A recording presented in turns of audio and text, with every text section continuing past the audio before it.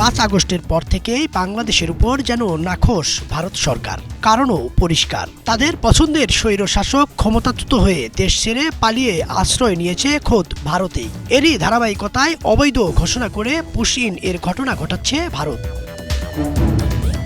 কোনো নিয়ম নীতির তোয়াক্কা না করে সম্প্রতি ভারত একের পর এক বাংলাদেশের সাতক্ষীরা, খাগড়াছড়ি, মৌলভীবাজার, কুড়িগ্রাম ও লালমনিরহাট সীমান্ত দিয়ে অবৈধভাবে কয়েক ধাপে এখন পর্যন্ত প্রায় 4 শতাধিক অভিবাসীকে পুশিন করেছে।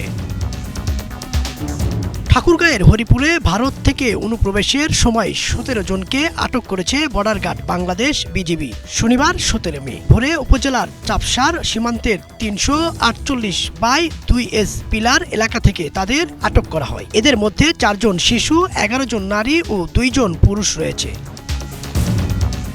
ভারতের এমন আচরণের পর বাংলাদেশে থাকা অবৈধ ভারতীয়দের চিহ্নিত করে নিয়ম মেনেই ভারতে পাঠানো হবে বলে জানিয়েছেন স্বরাষ্ট্র উপদেষ্টা জাহাঙ্গীর আলম চৌধুরী।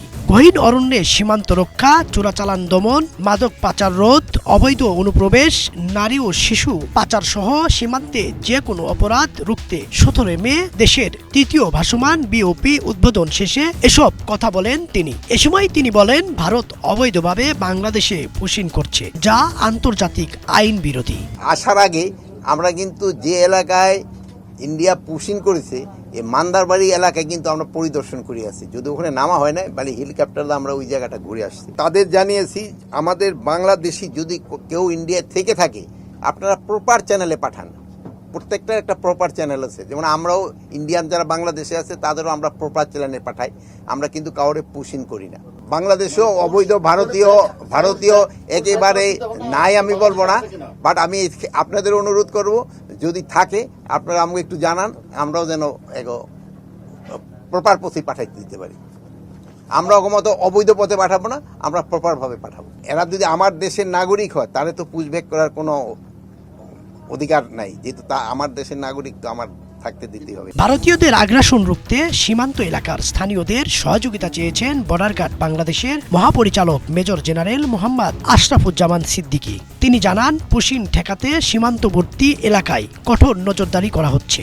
এখন পর্যন্ত বাংলাদেশের বিভিন্ন সীমান্ত দিয়ে প্রায় 4 শতাধিক পুশিন করা হয়েছে। যেই এলাকাগুলো দিয়ে হচ্ছে, এটা সিলেটের বিয়ানীবাজার, শ্রীমঙ্গল, হবিগঞ্জ ওই এলাকায়, আর এদিকে কুড়িগ্রাম জেলার রৌমারি যেদিকে চর এলাকা, প্রত্যন্ত এলাকা, সেদিক দিয়ে মূলত হচ্ছে। আর পার্বত্য চট্টগ্রামের যেদিকে জনবসতি নাই সেদিকে কিছুটা হচ্ছে।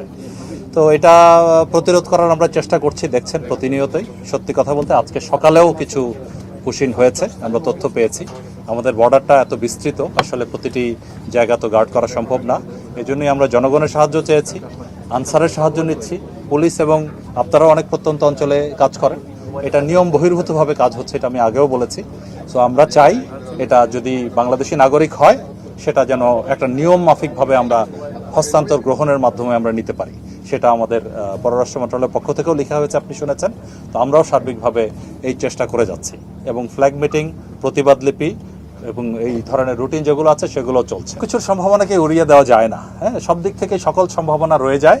তবে আমাদের দেশের জন্য, জাতির জন্য ক্ষতিকর হবে এমন কোনো কিছু যেন না হয়, সেজন্যই আমরা জোরদার নিরাপত্তা নিশ্চিত করার চেষ্টা করছি। ইদ্রিস আলম, বাংলা ভিশন, ঢাকা।